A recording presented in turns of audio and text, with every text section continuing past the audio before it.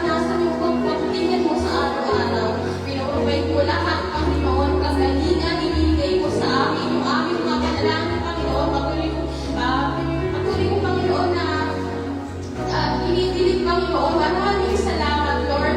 Dahil sa mga bagay na hindi namin hinihiling sa iyo, binibigay mo sa amin, Panginoon. Maraming salamat, Panginoon, sa kabutihan mo, Panginoon, na hindi namin kayang sukatin, hindi namin kayang bilangin, Panginoon. Maraming salamat sa pagmamahal mo na nararanasan namin, Panginoon, na isang katotoo na nalilito kami. Patuloy kami nalilito, Panginoon, nakakatayo namin sa iyo. Salamat, aming Diyos, na dakila sa lahat. Aming Diyos, na sa kanyang mga pangako. Aming Diyos, na napakabuti. Maraming salamat, Panginoon. Ito, Panginoon, patuloy namin ang inaalay yung aming buhay sa iyo, yung aming puso, linisin mo, Panginoon, yung aming puso, yung aming isip, Panginoon, sa ganon, sa araw-araw ng aming buhay, patuloy kami mahalak. Mga anuman yung mga dalangin ng mga anak mo sa oras na ito, patuloy namin ibinababa sa iyong paanan, Panginoon. Wala kang hindi kaya taan kasi kasama ka namin, Panginoon. Patuloy pa kami turuan, Panginoon, at tumipende sa hindi lang ito mas magawain, Panginoon. Kung di mo pagsamba ito sa iyo, Panginoon, ang maturuan ko yung puso namin naman na maging bukas, maging totoo sa oras na ito, Ama. Ama, ang dalangin namin, gamitin mo yung mga awit, Panginoon, sa pagdaling masabi namin yung aming nararamdaman sa iyo. Patuloy namin dinadalangin, Panginoon, yung mga anak mo, mangunguna, Panginoon, sa iyong pagsamba. Panginoon, mula sa mga putugtog, Panginoon, sa mangunguna, sa pag-aawit, sa mga baka, Panginoon, kung tuloy mo silang gagamitin, ibababa mo yung banal mong Espiritu sa bawat isang sa ganun, Panginoon. Sabay-sabay kami magpupuni sa iyo, Panginoon. Ang madalangin ko rin, Panginoon, yung anak mo magbabahagi ng iyong salita. Ikaw na ito ang masabi, Panginoon. Bigyan mo kami ng apoy, Panginoon, na nagnanasang na tubig ito, Panginoon. Maraming salamat, Lord. Panginoon, pag isa anak mo manalangin sa offering, Panginoon, buksan mo yung aming mga puso sa oras na ito. Maraming salamat, Lord. Patuloy namin itinataas, tinatakila ang pangalan mo, makapangyarihan mong pangalan sa lahat, Panginoon. Sa pangalan ni Jesus, amen.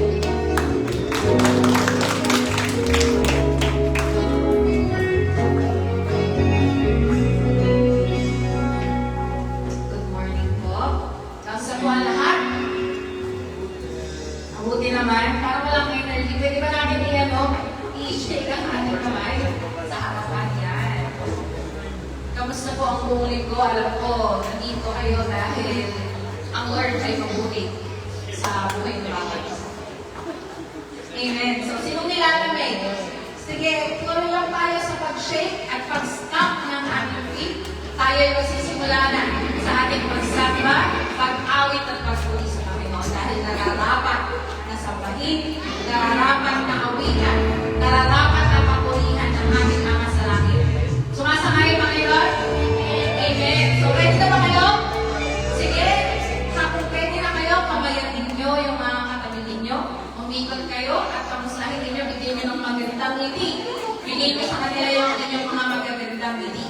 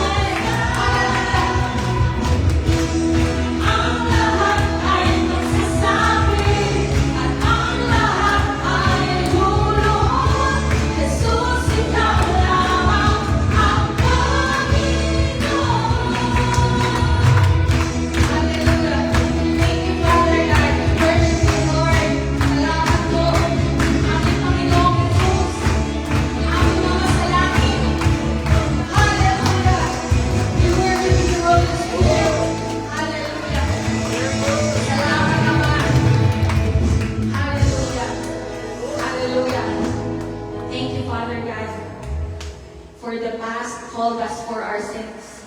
Yung kaaway, tinatawag kami sa aming mga nakaraang kasalanan, Panginoon. Pero ngayon, dahil tinanggap ka na namin, Panginoon, ang tawag na sa amin ay mga pinatawad at mga pinagpala. Salamat po, Ama.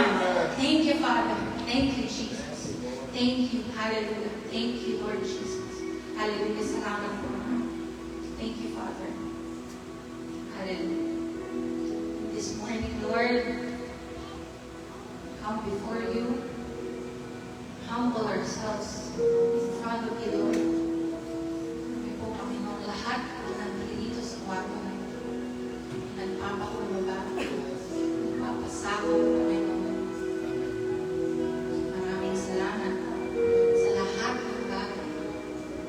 Maraming salamat, Panginoon, sa mabuting naman sa bawat isa. Hindi ka nagkulang, hindi kailangan.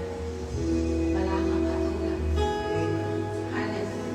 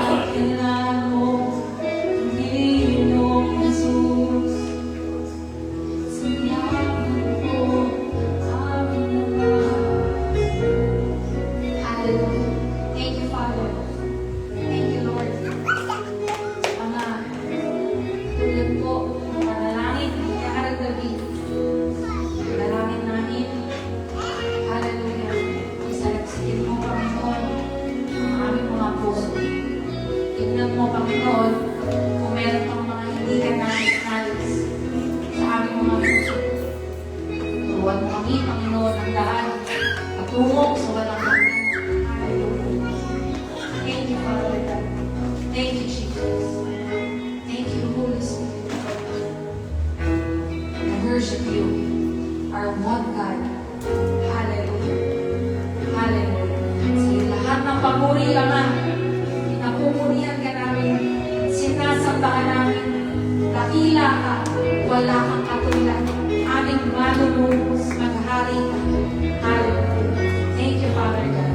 We worship you, we praise you, we glorify you. This is our prayer. In the name of the Father, and of the Son, and of the Holy Spirit. Amen.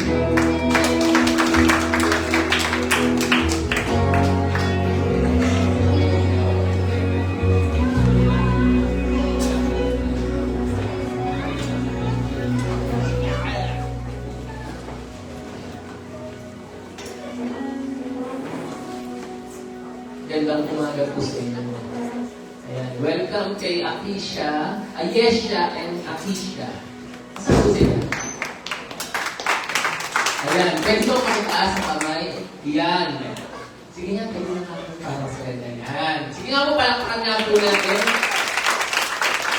Sino nag-invite sa inyo? Yan. Salamat po sa Lord.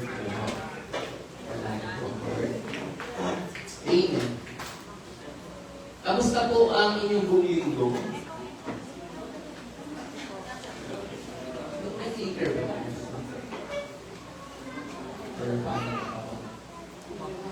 Yan. Magandang umaga po sa inyo. Ilan po sa inyo yung nakaranas po na mga bagyo-bagyo ngayon? Parang kami 3 weeks yata walang pasok, no? Nagre-red pa, no? At ang matindi nito, minsan napakalakas nung tulog ng MDRRMC ba? Minsan kahit madaling araw, natutulog ka, nag-vibrate, ano? So, salamat sa Panginoon kasi wala naman masyadong affected. Meron bang affected dito na affected? Wala naman masyado.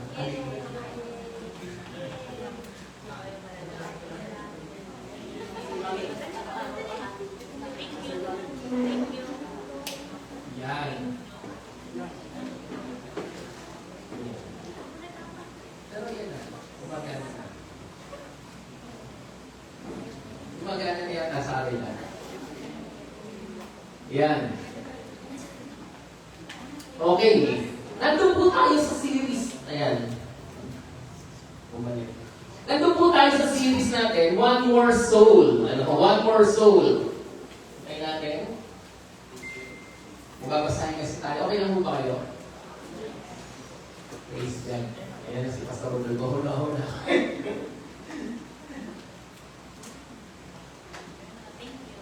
Salamat po, Pastor.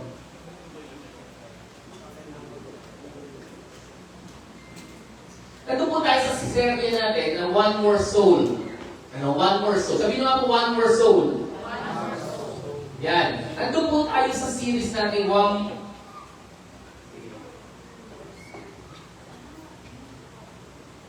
Sige, lang marunong yan.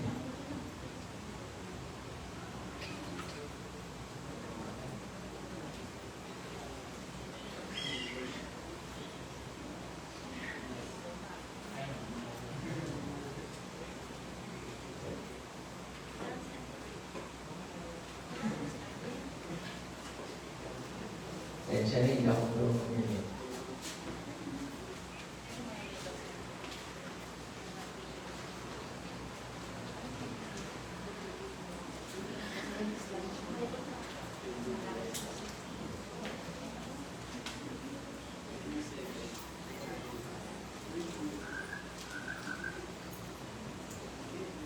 Wala pa rin. Ay, kaya lang mag-duplicate pa ito. So, hindi ako makapagano dyan. Ayan. So, nandun po tayo sa serie natin, One More Soul. Sabi nyo lang po, One More Soul. One More Soul. Yan. Last week po, diniscuss po ni Pastor Gabi yung pong gospel gospel proclamation, marami na tayong natutunan na mga lessons mula sa proclamation ng gospel. In fact, last week, pinag-aralan po natin yung Romans chapter 4, Romans chapter 10, verse 14. Sabi nito ganyan, how then they call on the one they have not believed, and how they can believe in the one whom they have not heard, and how they hear when someone's preaching to them. So pinakita po natin na napakahalaga po na tayo po ay nag-share ng gospel. Sabi mo sa katabi mo, share the gospel. Yan. At bakit po mahalaga na tayo po ay nagpapahayag ng salita ng Diyos na sinishare po natin yung gospel? Una, kasi kahit saan dako merong panawagan.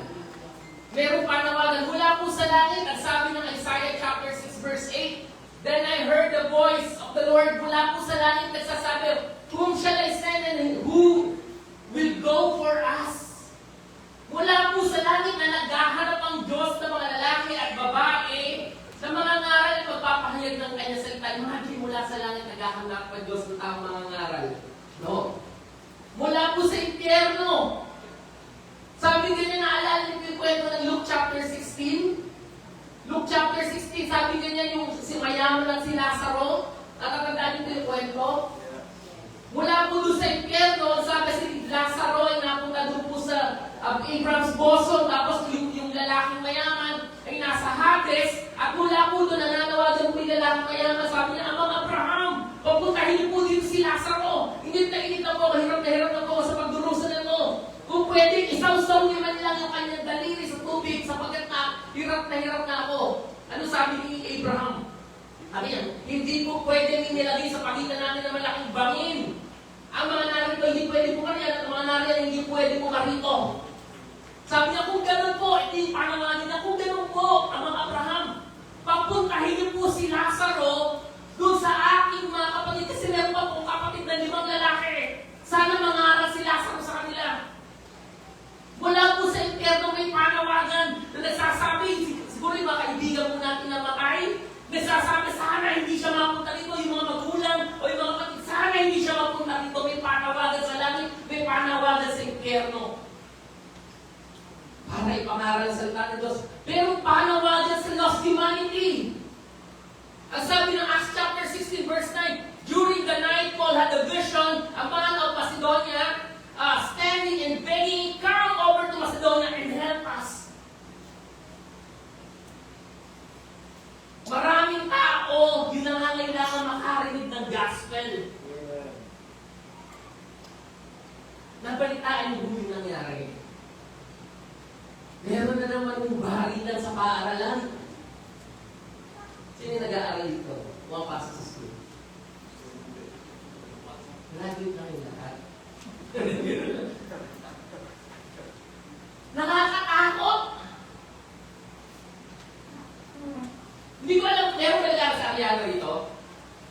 Parang nung minsan, nabalitaan ko, pati kutsara, tinidor, kinukuha, tama mo ba? Lakas mo nga, tama! Grabe, sabi ko, paano kakain yung mga bata? Iniisip mo nga, nabalitaan mo ba yan? Actually, hindi lang sa akin, maging sa COB, hindi ko alam dito sa bungay, pero sa Balanga, matindi ang pagkapan, matindi yung... Ngayon nga ho, alam nyo anong encourage nila? Yung transparent bag. Sabi ko, mag-plastic na lang kaya sila. Litid pa. Yung plastic ay disposable, yung mura lang yun.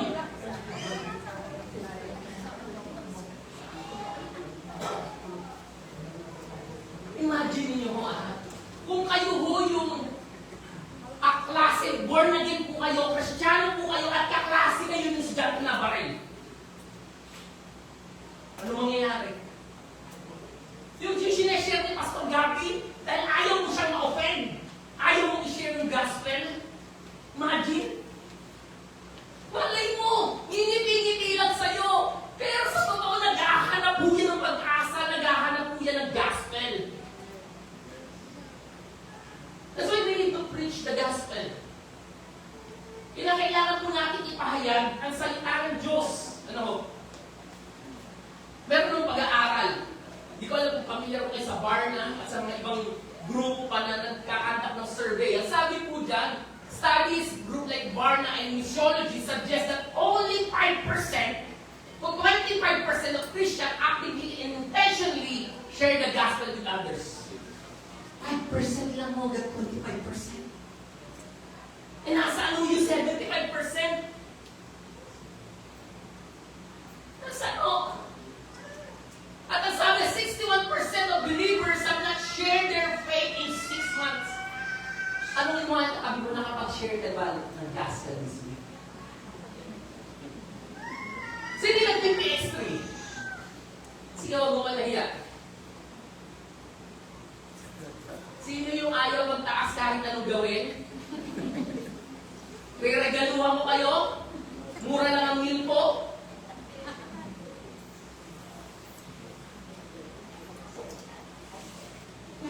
Kailangan mo ng gospel eh.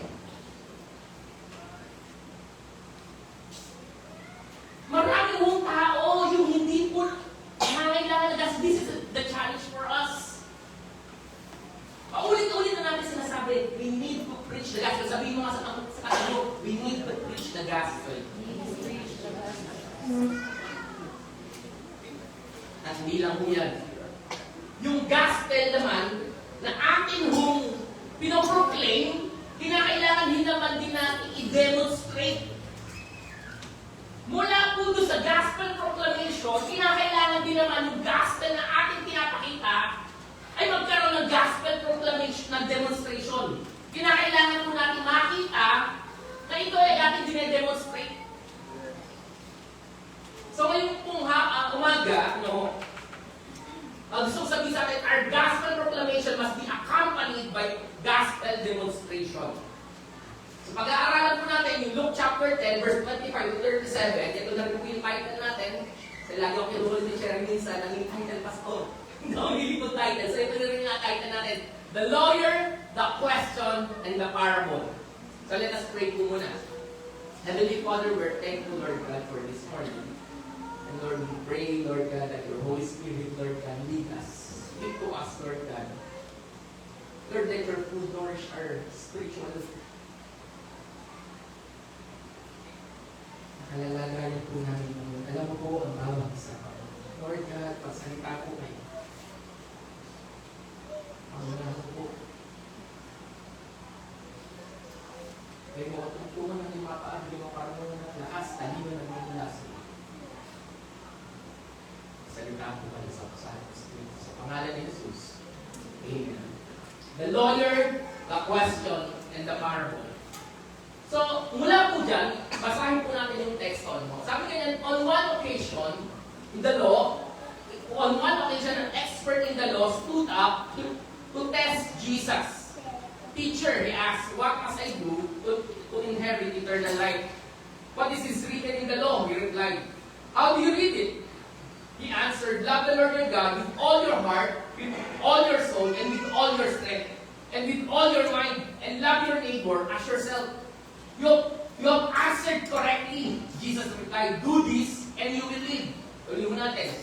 But he wanted to justify himself, so he asked Jesus, and who is my neighbor? Ito yung question na sasagutin natin. Amen. In reply, Jesus said, a man was going down to Jerusalem, to Jericho, when he was attacked by robbers, and stripped him of his clothes, and beat him, and went away, leaving him half dead. A priest happened to be going down on the same road, and when he saw the man, he passed on the other side.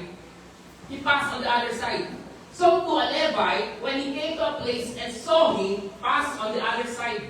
But a Samaritan, as he traveled, came where the man was, and when he saw him, he took pity on him. Went to him and bandaged his wound, pouring an oil and wine. Then he put the man on his donkey, brought to an inn, and took care of him. The next day he took the 2 denarii and gave them to an innkeeper. Look after him, he said, and when I return, I will reimburse you for an extra expense you may have.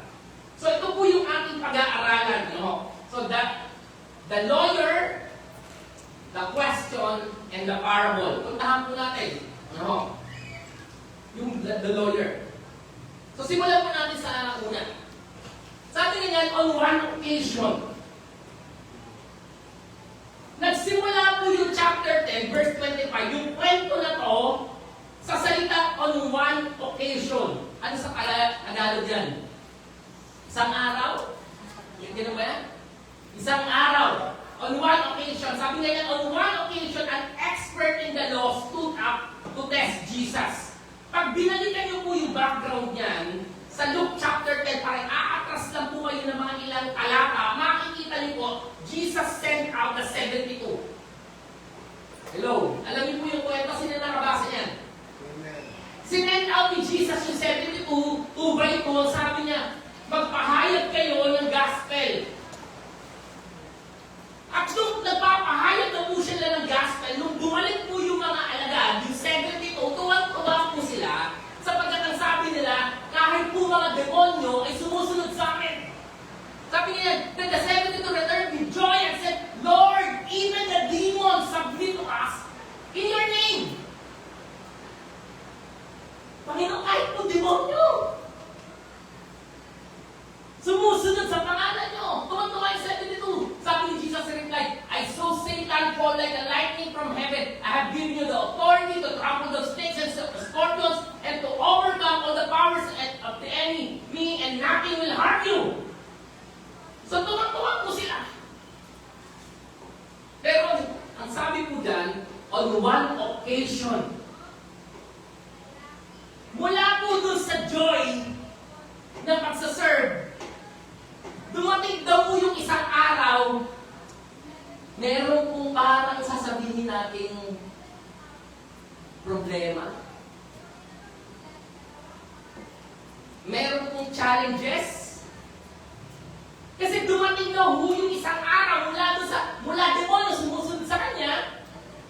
Isang araw, bigla na nandun yung contrast ba? Dito, merong isang expert sa law.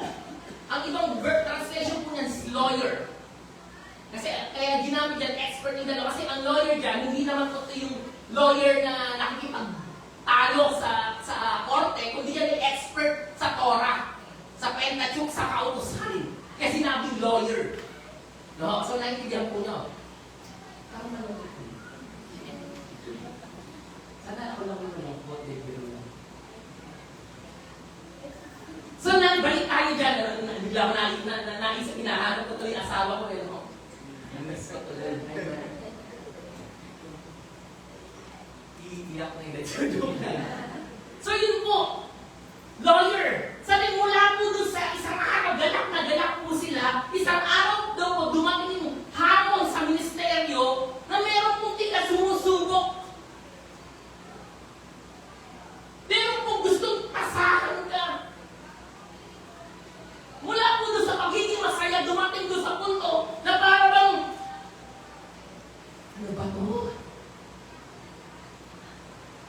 Dumating na po ba kayo sa punto na ganyan ng paglilingkod niyo? Sino po ba dito yung nasa sentro? Nagbabago study o naglilibat sa grupo? Sige, taas na ako kamay. Dumating na po ba kayo sa punto na parang napapagod ka. Dumating na po ba kayo sa punto na parang problema yung nakikita mo, puro problema na lang. Nagaya po ni Isaac in Psalm 73. Sabi ganyan, si Isaac, isa po siyang siya yung worship leader sa temple ni David. Nung sa temple ng panahon ni David na nagre-reign si King David. At naisulat niya yung Psalm 73, sabi niya, surely God is good to Israel. Mabuti ang Diyos. But to those who are pure in heart, but as for me, my feet almost slip. Mabuti yung Diyos, yes, totoo. Pero para sa akin, parang iba yung naranasan ko. My feet almost slip. I nearly lost my foothold, for I envied the arrogant when I saw the prosperity of the wicked, and so on and so forth. Sa paglilingkod po, darating po yung mga hamon.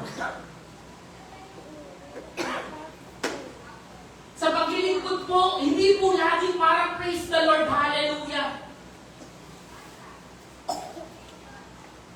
Sa paglilingkod po, yes, marami tayong victories. Even the demons, like the 72, we command them. Pero darating yung isang araw, tila susubukin ka. At hindi basta-basta isang expert na pwede sumubok sa'yo.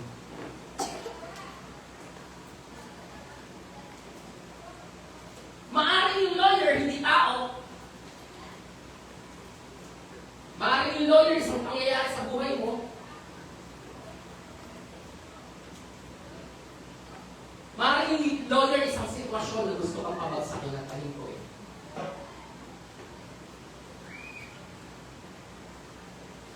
Kasi nawawala yung joy sa paglilingkod.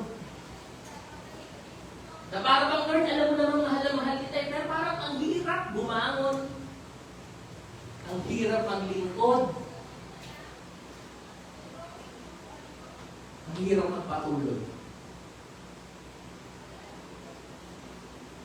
Eh, good news po ko sa inyo. Kasi, tayo man. Ayan.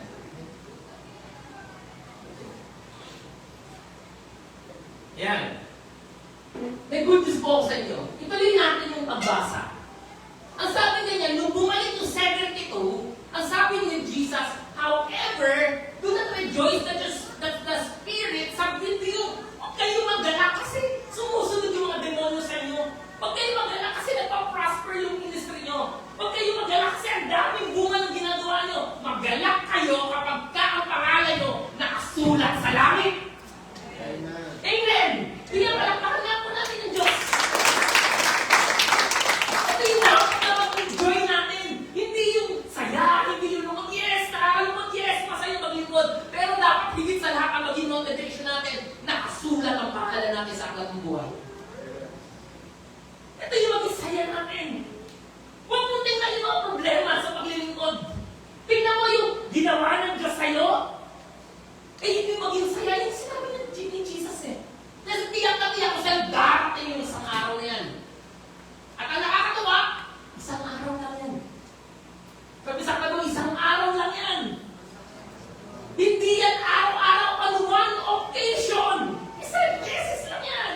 O kung maulit yan, paminsan-minsan lang yan. Amen. Tingnan mo nga katag mo, sabihin mo, tapikin mo, uy, ngiti ka na. Isang araw lang yan.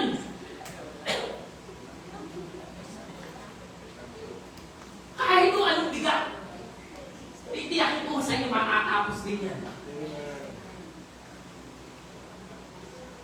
Oo. Kung dumarating ho kayo doon sa parang hindi nyo na kaya, isang araw lang yan. Pastor, isang taon na. Hindi lang po isang araw. Isang taon na po, yes! Maaaring isang taon na yan, pero isang okasyon lang yan. Hindi naman laging ganyan. Naalala ko nung bata ako, parang wala na katapusan yung paghihirap namin. Oo, sa totoo lang. Nakakain ng bang yung kape? Alam niyo yung kape? Hindi nyo alam yung kape? Yung bagoong, sa buong pamilya kayo, hindi mo kumuha ng bagoong, tatapikin na lang. Piling lang. Parang hindi ka alam yun. Nakakakulang mo ba ng profe? Nakakakulang mo kayo ng ano? Ng gatas ng ano? Hindi ka alam. Ito, minalagay na kasi. Hindi sabog. Hindi sabog, alam nyo? Yung asin sasabog sa hangin. Sabi ko nga mo sa inyo, pag inisip ko, sabi ko, parang talagang parang wala katapusan yung paghihirap na lang na to. Hindi naman. Dumating naman yung panahon, aba. Sabi ko naman sa inyo, ano Europe? Natignan ko yan. Dubai, Singapore, sabihin mo, nag-almusal ako sa Jollibee, nananghalian ako sa Fridays, nag-dinner ako sa Shangri-La sa loob ng isang araw. Yes! Hindi rin nagtagal yun. Ito ang subok. Umiikot lang. At ngayon makakatapos na ulit. Sige ako palakpakan niya natin ito. Naku, pwede ko lang kwento sa inyo nararanasan namin. Ay, naku, baka maiyak ay. Oh, pero alam niyo ano maganda? Ikaw, si-share ko ha. Dahil alam niyo yung iba naman sa inyo, alam niyo yung pinagdaan namin. Talagang, yung blessing ng Lord sa araw, testimony ko sa inyo, sa araw, hindi na namin alam kung paano, sa dami ng gastos, ano, mas malaki yung gastos kaysa sa pumapasok. Kasi hindi namin alam kung paano, hindi naman pwede, wala nang pwede ibawas doon. Talagang, kailangan nyo mga yun. Sa araw, bigyan tumawag, yung employer namin sa nag-a-apply yung asawa ko, ilan din naman na? Ano, gusto mo mag-apply? O basahan mo yung papers mo, wala nang interview, wala na lahat, diretso na! Nandun na siya ngayon. Naintindihan ko. O yung tayo 3 months, ako na masusunod, pero naman. Hindi, walang biro. Ticket na yung pinag-usapan natin ngayon. November 29. Kung loloobin ng Diyos, kung maisasara yung ticket. Umiikot na. Kaya on one occasion. Tandaan nga, on one occasion. Hindi lagi problema. Ikot-ikot lang yan. Sabi nga ni Sarah, ikot-ikot lang, ikot-ikot. Hindi mo alam na naman. Si Justin Bieber lang yata kilala niyo. Isang araw lang. Amen? Ito yung isang araw na susukat sa'yo, hayaan mo lang. Ito pa yung nakakatawa. Sabi ganyan, and do this, nung expert sa law, tingnan nyo, expert sa law, mamaya di-discuss natin yan. Sabi niyan, tinanong daw ni Jesus, love the Lord your God with all your heart, with all your mind, and with all your soul. Yung expert na to, ano ba sabi ganyan? Tinanong ni Jesus, yung question, teacher, he asked, what must I do to inherit eternal life? What is written in the law? Ano ni Jesus ano? Hindi niya sinagot yung tanong. Tinanong niya yung tanong. Tinanong niya yung nagtatanong pala. Sabi niya, ano ba nasusulat? How do you reply? How do you read it? He answered, love the Lord your God with all your heart, with all your soul, and with all your strength, and with all your mind. And lagi yun dalawang verse 2. Deuteronomy chapter 6 verse 5 yun, yung unang bahagi, love the Lord your God, tsaka Leviticus 19. Pinagsama niya. Sabi ni Jesus, tama kasi according sa 10 commandments, iyan yun. Yung first 4, patungkol yun sa loving God. Yung 5 to 10, patungkol yun sa loving people. Yung pakikipagrelasyon natin sa ating kapwa. Kaya tama yan. Sabi ni Jesus, do this and you will live. You will live. Mabubuhay ka. Ang tanong, magkakaroon ka ng eternal life. Parang ganun sinasabi, gawin mo ito, magkakaroon ng buhay mo lang hanggan. Lawyer na to. Expert na to sa kautusan. May PhD dito, may D dito, Doctor of Divinity dito. Pero, walang kaligtasan. Pero yung 72, saan ba nag-aaral yun? Parang sa linggo lang tinry ni Jesus ah. Pero may buhay mo walang tingnan. Ito yung challenge ko sa akin sa mga naglilingkod. Hindi lahat alam natin, yes. Kung kayo may insecure, kung darating na makaramas mga ano, ang bentahin natin, kilala niyo yung Diyos na pinaglilingkuran natin. Kilala mo at kilala ka. Yun ang importante. Kilala mo yung Diyos na pinaglilingkuran mo at kilala ka ng Diyos na pinaglilingkuran mo. Sila, kilala nila, in theory, pero hindi nila nakaranasan. Kaya huwag ka malulungkot. Huwag ka malulungkot. Amen? Amen.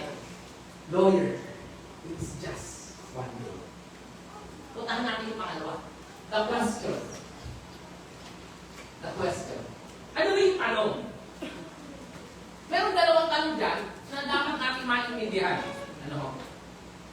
Sabi ganyan, on one occasion, an expert in the law stood up to test Jesus. Teacher, he asked, what must I do to inherit eternal life? That's the first question. Yung pangalawa naman, sabi niya, he wanted to justify himself. So he asked Jesus, who is my neighbor? Napahiya kasi siya. Alam mo yung sitwasyon, parang nandun siya sa punto na tinatanong niya, susubukin niya si Jesus. Panginoon, anong gagawin ko para magkaroon ng buhay na walang magkala? Sabi ni Jesus, ano ba nasusunod sa kautusan? Ibigin mo ang Panginoong Diyos ng buong puso, ng buong kaluluwa, ng buong pag-isip, ng buong lakas. At ibigin mo yung kapwa gaya ng sarili. Napagdugtong niya Deuteronomy chapter 6 verse 5 tsaka Leviticus 19:18. Ang talino. Pero ano sabi ni Jesus? Sabi ganyan, ito yung tanong. Sabi ganyan, do this and you will live. And pangalawa, dahil nakahiya siya, sabi niya, who is my neighbor? Para sa atin, sa panahon natin, it is a nonsense question. Tama ba? Sino yung parang, hindi ba naitanong? Neighbor lang, tatanungin ko sino. Hindi mo ba kayo nagtanong na ganyan? Nabasa niyo na po ba ito? Nandito ba po ba kayo? May kausap ba po ba ito? Nabasa niyo na po? Hindi po ba kayo nagtanong? Kasi tanong ko ito eh. Bakit nagtanong yung expert in the law? Who is my neighbor? Ah, simple-simple eh. Bakit yung tanong to? Nung binasa niyo ba ito, naitanong niyo ba yan? Ang simple. Pero sa kanila kasi hindi simple yan. Hindi simple yung tanong yan. In fact, yung tanong na yan, who is my neighbor, may pinag-uugatan siya kasi in Leviticus chapter 19, verse 18, imagine, this is a lawyer, expert in the law, sa Torah. Alam niya kung Leviticus 19:18. Ang sabi dito, do not seek revenge or bear a grudge against anyone among your people, but love your neighbor as yourself. Sino yung neighbor? Your people. Sa kanila po, hindi nila tinuturing na neighbor yung mga outcasts, yung mga lepers, yung mga sinners, yung mga tax collector, hindi nila yan tinuturing na kapatid. Naalala ko dati, yung namayapang si Ellie Soriano, kilala niyo yun? May nanonood ba nun? Mami. Minsan pinanood ko yan, kasi nagbumura yan eh. Natatanda niyo? Parang hindi naman nila. Nagbumura yun! Puto kong chika! Nagdaan yun ha? TV, may nagtanong sa kanya. Ginong Soriano, magaling po kayo magpaliwanag, pero bakit nagbumura po kayo? Nagbumura niyo po itong mga ganyan-ganyan. Ano itong magmura nun? Ano sabi niya? Bakit? Nagkakasala ba ako pag minura ko sila? Basa! Ganun yan, basa! Binasahan ng talata. Ang sino man, hindi ko basahin. Ito huwag kayong ma-open sa akin, babasahin, nasa Bible to. Ang sino man magsabi ng ulol sa kanyang kapatid na natin sa impyerno. O yun po! O kaya nga! Ang sino man magsabi sa kanyang kapatid ko ba sila? May logic niya! Kapatid ko ba sila? Same thought! Hindi ba sila neighbor? In fact, meron pang verse sa Psalms 139, verse 21 to 22, ang sabi ganyan, do I not hate those who hate you, Lord? Bakit hindi ba ako nagagalit sa mga nagagalit sa'yo? At doon namumuhi yung abhor dyan, matinding galit. And I abhor those who are in rebellion against you. Di ba ako namumuhi sa kanila? I have nothing but hatred to them. Galit ako sa kanila, Lord. Kaaway mo sila, kaaway ko sila. my enemies, alam ng lawyer yan. That's why, galit na galit sila, hindi nila tinuturing na kapatid, hindi nila tinuturing na neighbor, yung mga tao hindi nila kauri.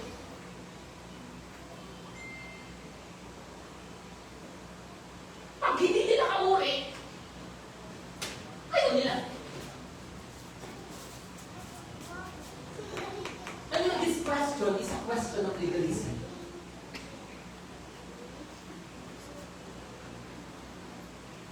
Yes, may kalaka na gano'n. Pero nasisira mo yung essence. Ano yung essence? Bakit ba itinanong yung love your neighbor? Bakit ba tinanong yung who is your neighbor? Ang background nito, pag kumakas po kayo, nagmula po yung sinasabi na to, yung tanong na to, mula po doon sa kanyang sagot, love the Lord your God with all your heart, with all your mind, with all your self, and love your neighbor as yourself.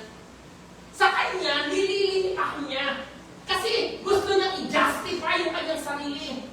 Mula, ang Greek word nga doon, na andyan, yung Greek word na ginamit doon, na justify, to declare righteous. Kasi gusto niya sabihin, Lord, nagawa ko na yan. Check! Check! Parang yung checklist. Pagka ganon, sinusunod mo yung law. Puro checklist, nasisira mo yung essence. Ano yung essence ko lang? It's not a question. Nagiging legalistic tayo eh. Sa paglilingkod natin, kaya nga minsan parang ang hirap. Lahat bawal. Pag may pumasok ba rito kakaiba, nyari ang babae. Paano natin i-approach? Buti nga si Ace dito lumakin. Kasi kung bago-bago si Ace, kung tabi ko na ako, puro ako yan. Di ba? Imagine niyo yun? Paano kung naalala mo, no? Sino ba yung nagsabi ng pastor? I love the Christian. Gandhi, ano? Si Gandhi. Sabi niya, mahal ko yung gusto ko yung Kristo ng mga Kristiyano. Gusto ko yung Kristo, pero ayoko ng mga Kristiyano. Wala pa ako nakitang tribo pumapana sa kanyang kapwa tribo, maliban sa tribo ng mga Kristiyano.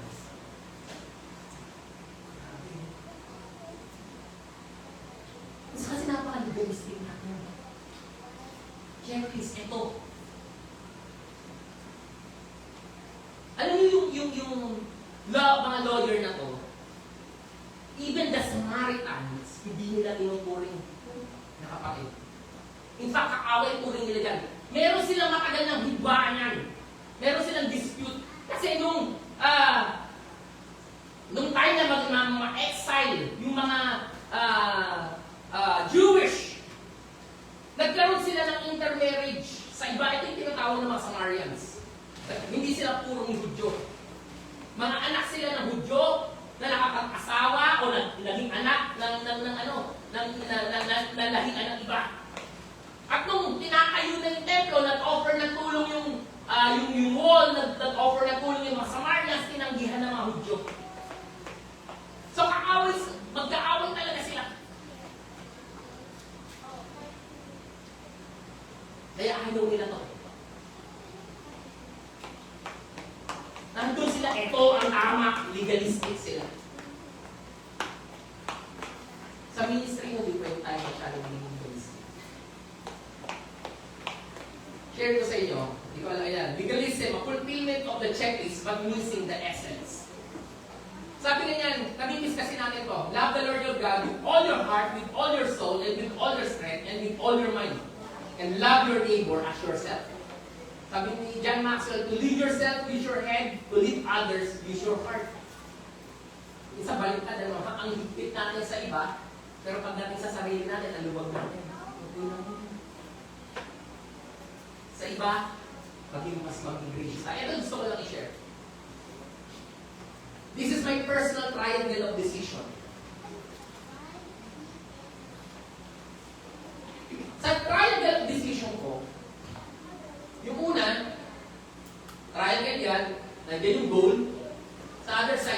people, and then sa other side, yung sarili, umiikot yan para sa akin. Hindi ko sinasabing, gawin nyo, it's up to you. Minsan, kinakailangan isang tabi ko, yung goal, ay rally ko yung relationship. Kasi yun, ang tingin ko, yun ang mas magiging tama. Hindi naman puro goal, hindi naman puro pwede ibang tao, baka naman sunod ka ng sunod, o gawa ka na ito, napapabayaan mo yung sarili mo. Iniikot mo siya from time to time, depende kung anong kailangan. Pero sa buo, sa gitna niya, sa center niya, lahat yan gagawin mo for the glory of God. Wala kasing perfect eh. Hindi pwede laging goal. Hindi naman pwede puro laging people. Hindi rin naman pwede puro laging people kasi paano naman yung sarili mo? Hindi naman pwede laging sarili mo. So, umiikot siya. Kaya hindi tayo pwede maging legalistic. Yes, we need rules. Sa pag-ministry. Pero kasi lang sa gracious tayo. Nag-gospel of the Messiah. Naalala ko na napapasara ako sa baba. Meron doon mga kabataan, hindi umaakit sa church, pero yung nanay nila, tatay nila umaakit sa church. Minsan, niyayaya ko, kasi nagbabanda-banda, kung panahon namin, uso yung banda, yung mga intro boys, sinabot niyo ba yun? Raise of heads. Niyaya ko sila sa church kasi umaarkila pa sila, wala silang mga gamit eh. Wala silang mga gamit ng banda. Kung saan. Niyaya ko sa church. Doon sa church namin sa Bangal, sa Saysayan. O dito na kayo, kwentuhan tayo, yan, may gamit yan. Pag sa iba, hindi pwede yun. Sa awa ng Diyos, lahat sila gawin namin. Tama ba? Hindi ko alam. Sa iba, hindi siguro, hindi pwedeng paggamit ng gamit ng church. Sa iba, I respect. Pero sa akin, pinagamit ko. Pero habang pinapagamit ko, dinidisciple ko sila. And praise God, in fact, yung isa sa kanila, naging worship leader na. In fact, head na tayo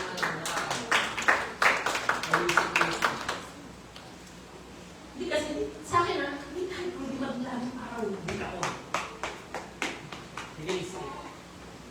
So, ito dapat nating matutunan. Yung the question, it is a question of legalism, so huwag tayo maging legalistic. Okay? Do not be legalistic, be gracious. Okay? Be gracious.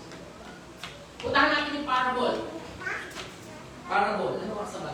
Mabilis na tayo. Ano oras na? 10 minutes. Mabilis na tayo. Puntahan natin yung parable. The parable. Sabi nga niyan, in reply, Jesus said, a man was going down from Jerusalem to Jericho when he was attacked by robbers. They stripped him of his clothes, beat him, and went away, leaving him half dead. Take note, half dead halos patay na yung tao ng iban. Sabi niya, a priest happened to be going down on the same road, and when he saw the man, nakita niya, the priest, he passed on the other side. So a Levite came to the place and saw him. Sabi niyo na saw him. Kaya nakita din ng Levite. Pass on the other side. Sabihin naandyan siya, dito siya dumadaan. Halimbawa, ikaw, kung hilera to, naandyan ba kayo nakita ng Levite o ng priest na madadaanin niya, pumunta sa kabilang daan.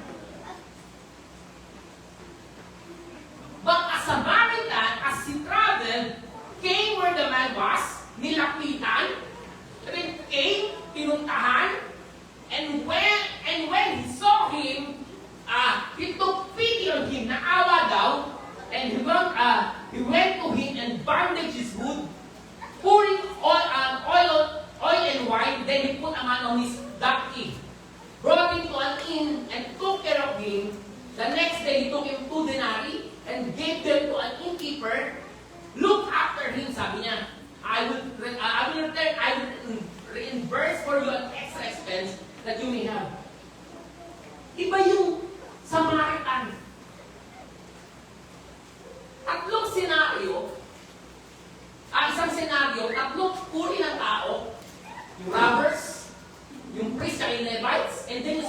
lahat, pero may different responses. Lahat sila nakakita, di ba? Kaya kung nilagay yung ano ni Reggie sa saw. Hindi naman aksidente. They saw. Nakita nila. Hindi pwede sabi i-ignore na hindi ko nakita niya, hindi ko alam. Walang ganun. They saw. Nakita nila. Pero bakit iba-iba yung response? Bakit merong umiwas? Bakit merong tumulong? Filters.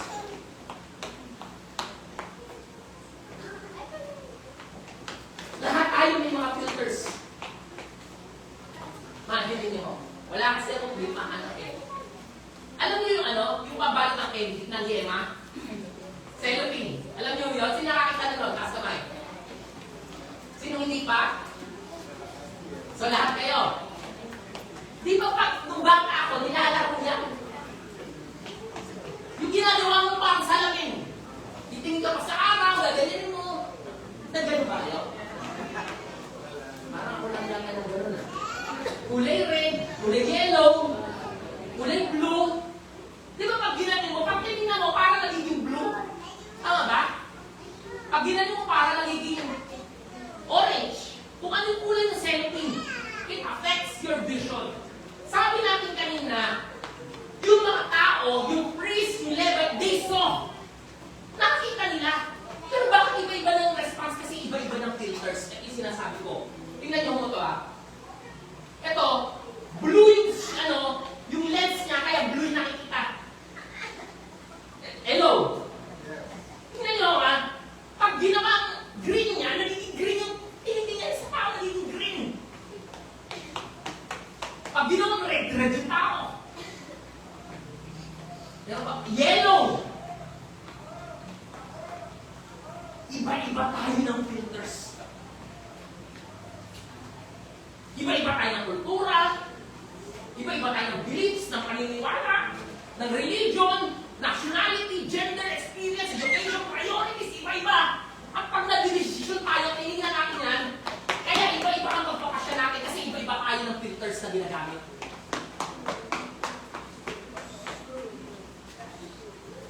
Iba-iba yung response natin kasi iba-iba yung karanasan natin.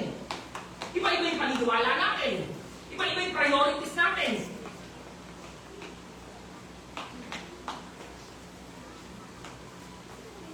Kunyari, naalala akong bata. Kwento ko lang. Pero kasi bata dati, binigay siya ng nanay niya 2 piso. Na, yung 2 piso ha. Yung isa, sa Lord, bigay mo sa church. Sa Lord yan. Yung piso, ang nirenda mo. Okay. So yung bata, may 2 piso, sa Lord, pang nirenda, sa Lord, pang nirenda, sa Lord, pang nirenda. So tuwa siya. Habang ginaganyan niya, bumagsak yung piso, napunta doon sa ano, sa kanal, yung hindi mo na makukuha ba? Tawag doon, yung ay parang gano'n, malalim. Nahulog yung piso, sabi niya, Lord, sorry, wala ka na.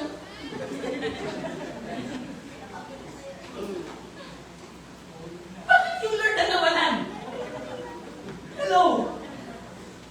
Di ba 2 piso yun? Palay mo kung ano sa kanya, ano kay Lord, pero bakit ang Lord na nawalan? Hindi niyo sabi, wala akong merienda. Kasi nga, iba-iba ng priorities.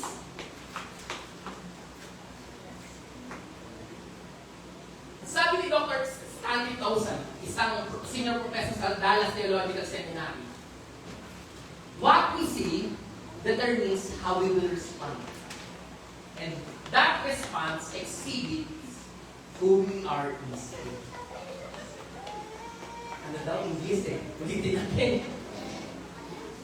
Kung ano daw yung ating nakikita,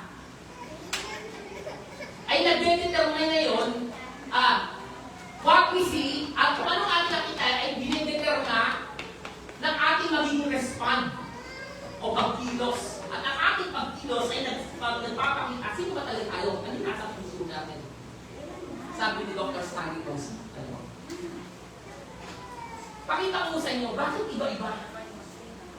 Yung mga tao rito, yung robbers, bakit siya nag-grab? Bakit niya ginawa na masama? Yung tako, kasi nakikita niya the man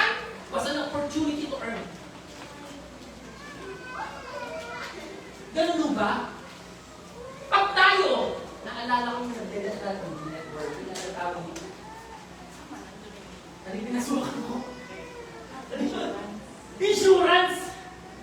Talaga naman, last year na tayo. Pumasok ako, nag-insurance ako. Naku naman, parang lahat ng tao nakakausap ko. Gusto ko ano ng insurance. Totoo! Pero biro! Kasi ang training mo, ang nasa mindset mo, kailangan mo makabenta, kailangan mo insurance, kailangan mo ganito. Lahat na nakakos. Insurance ka ba? Hindi ka pa ready. Sa lahat! So lahat ng tao nakikita mo is an opportunity to earn. May filters. Hello? May filters. Yan ba ganyan? Paano tinitingnan yung tao? Pwede ba sa business? Pwede natin ito. Pwede ba ganon? Ganon ba yung tingin natin sa tao? Parang pag tinitingnan natin yung tao, paano natin siya tinitingnan? Nakikita ba natin siyang, sabi ni Pastor Sur, naalala ko si Pastor Sur. Lalo niya sa Pastor Sur. Nung may salita ko nito kami, sabi niya, si Doc Sur, Del Rosario. Sabi niya, dati daw, hindi na siya nagtrabaho. Hindi niya raw kayang magsabay yung pagkatrabaho at yung pagkapastor. Hindi niya raw kaya.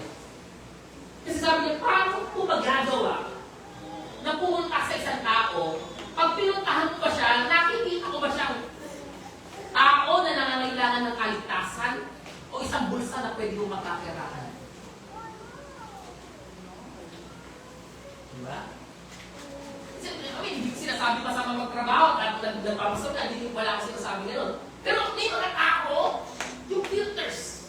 Dapat maging maliwanag lang ang filters mo. So sa robbers, sa kanya, yung tao na to, isang opportunity to earn. About sa priest and sa Levites, the man was a delay to avoid. Huwag nating pansinin yan. It is a delay. Bakit? Sino ba yung priest at yung Levites? Yung priest, sila yung nagangalaga, nangunguna sa paghahandog ng mga sacrifice sa temple. Okay po? Sila yung parang nag-aakatay o naghahandog, inaalay ko sa Panginoon, yung mga priest yun during that time. At yung mga Levites, sila yung katulong sa pangangalaga ng templo araw-araw. At may verse po sa Numbers chapter 19, verse 11, whoever touches a woman's court will be unclean for 7 days. Sabi niyan, anyone in the open field who touches a someone killed a sword or someone died in a natural death, anyone who touches a human bone or a grave will be unclean for 7 days. A priest must not go near for a dead. He must not take inside or ituturo siya unclean. Kaya nga, imagine mo, kung nahawakan niya yun, ituturing siya unclean, kaya lumayo siya. It is a delay to avoid. Hindi yan pwede. Mamatay na siya, hindi yan pwede maging unclean. Hello? Nakikita niyo yung filters? Yung priorities? Hindi ko pwede tulungan yan. Delay yan sa akin. Pero sa Samaritan, the person needed help. Dapat makita natin yung tao bilang tao.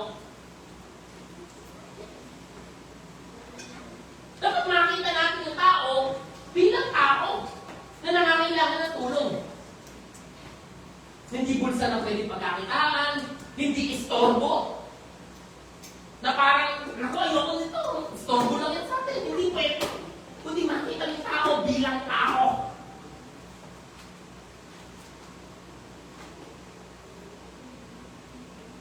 Question. Bakit Samaritan yung parang bida sa kwento? Bakit hindi yung priest? Di ba yung priest ang dapat natutulong? Di ba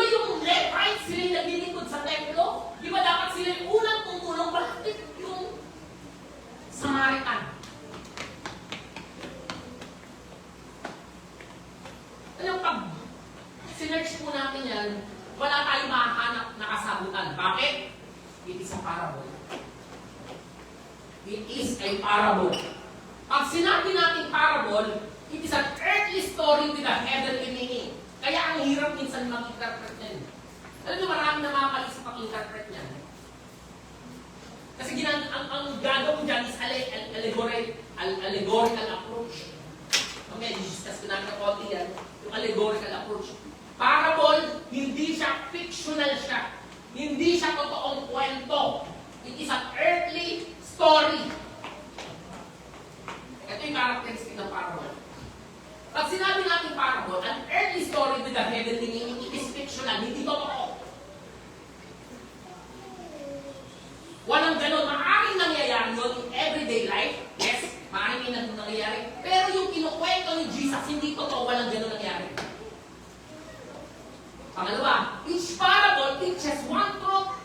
There might be many possible lessons and other things we can learn from parable, but it makes only one main point. Isa lang. Each parable is designed or aimed by Jesus Christ to answer a specific question or address a specific issue, usually described in the seconds before Jesus told it.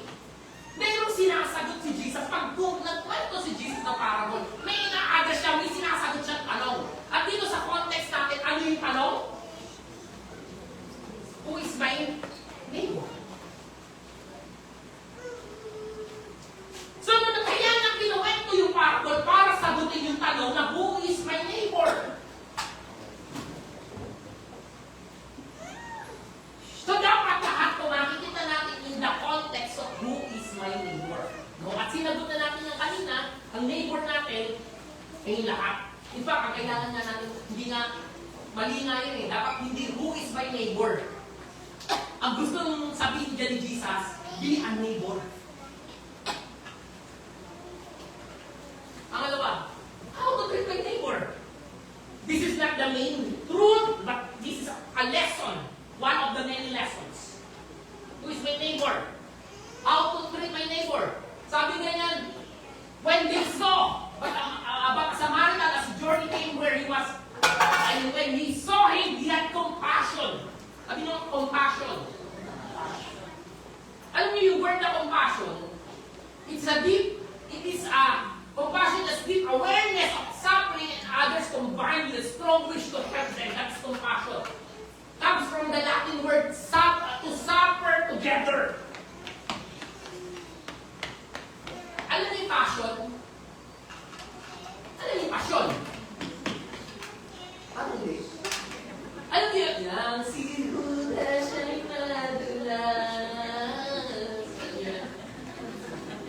Tatlong balbas ang nalagas. Alam niyo? Passion! Hindi yun yung passion. Ang passion, binabasa. Yung suffering ni Jesus, kaya passion. Passion means to suffer. Kaya nga yung mga bata pag sinasabi, this is my passion. Passion. Pagka-passion mo yan, you're willing to suffer on it.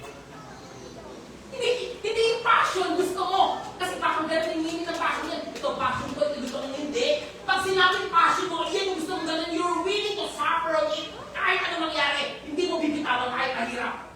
Kasi that's your passion. You're willing to suffer.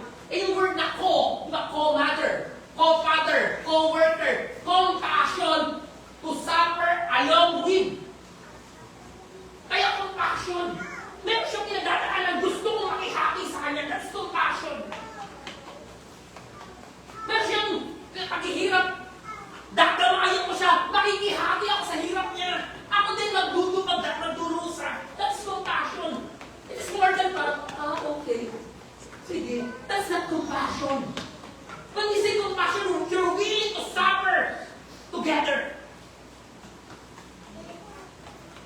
At ito yung sinabi, nung nakita daw nung Samaritan, yung tao, gusto niya, nagkaroon siya ng compassion. This is how we treat our neighbors. Pag nangangailangan sila. Kailangan magkaroon tayo ng compassion. And compassion requires attention. Para magkaroon ka ng compassion,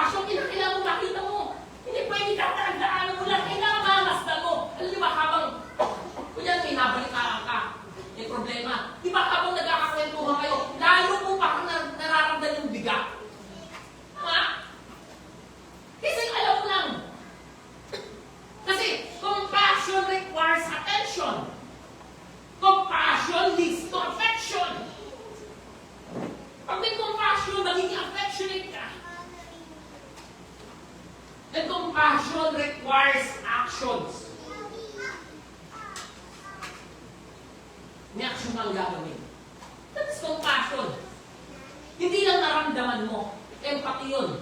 Compassion, may action kang gagawin. And that's how we should treat our neighbor. Sabi nila, but a Samaritan, as a journey came to where he was, and when he saw him, he had compassion. Sabi niya, tingnan nyo, he went to him, bound up his wound, pouring on oil and wine, then set up on his own animal. Imagine mo siya naglakad. Pero yung may sugat, yun yung sinaka niya sa dante niya. Sabi niya, and brought him on in. Tapos nagbayad pa siya. Sabi niya, pagkulang pa, babayaran kita. Nag-suffer din siya. Imagine mo, isang denaryo, isang araw sa niya, 2 denaryo iiwan niya. Kung kulang pa lang, isayang 2 araw niya. He's willing. Why? Merong compassion. And this is how we should treat our neighbors. Compassion. And why we should treat our neighbor with compassion? Dito na ako magtatapos. Bakit ba kailangan? Simple lang. Sabi ganyan, ang background kasi nito, sabi ganyan, love the Lord your God, ito yung pinagbulan na lahat eh. Yung question na to eh. How do I have eternal life? What must I do to have an inherit eternal life? Sabi niya, love the Lord your God with all your heart and with all your soul and with all your strength and with all your mind and love your neighbor as yourself. Mula po doon sa tanong niya, doon naman umugkas yung tanong na, who is my neighbor? Ano yung pinapakita natin? Sabi ganyan, yung ating relasyon sa Diyos,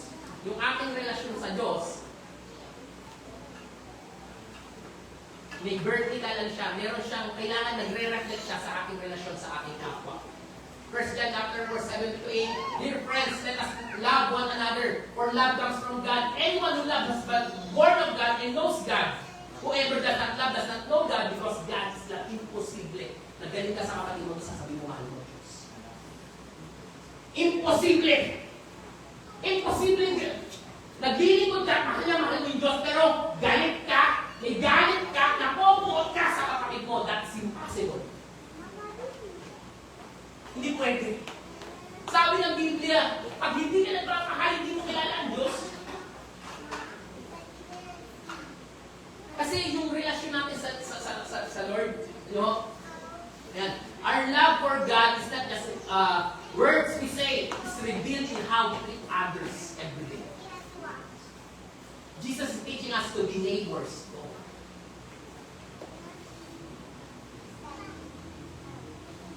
Ngayon kung umaga gusto ko lang sabihin sa inyo. Maraming tayong pinagdadaanan, hindi yung lahat ng tao para mabuti. Minsan napapagod ang tayo. Pero kapag mahal natin si Jesus, we will always have hindi dahil sa kanya, hindi dahil sa sitwasyon niya, hindi dahil sa ugali niya, kundi dahil sa Pilipinas. Amen? Lord God, we thank you, Lord God, for this morning. Sa simple namin pinag-usapan, Panginoon, nawa na world happy na niya. Lord, samahan po kami. Hayaan mo, Panginoon, sa buong linggo na ito, Panginoon, makita sa amin ang pag-ibig ng Kristo. Sa iyo ako lang ang karangalan, sa pangalan ko naman ang ilang Spirit sa akin. Amen. God bless you.